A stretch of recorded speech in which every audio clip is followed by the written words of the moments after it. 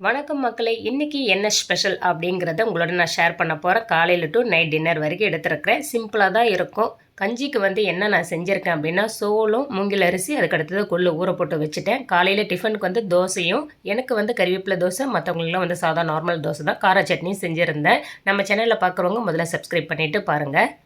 சிறுதானிய கஞ்சி செய்கிறதுக்கு நல்லா ஊற போட்டு இந்த மாதிரி வச்சுக்கணும். கொஞ்சம் கொரகொரப்பாக அரைச்சி எடுத்துக்கோங்க. அப்போ தான் சாப்பிட்றதுக்கு நல்லாயிருக்கும். கொஞ்சம் ரவா பதத்தில் இருக்கணும். இது எல்லாமே அரைச்சி எடுத்துகிட்டு ஒரு பவுலில் போட்டு கொஞ்சமாக உப்பு, சீரகம், மிளகு இது எல்லாமே சேர்த்துக்கோங்க. தண்ணி ஒரு 3 மடங்கு அளவு சேர்த்துக்கணும்.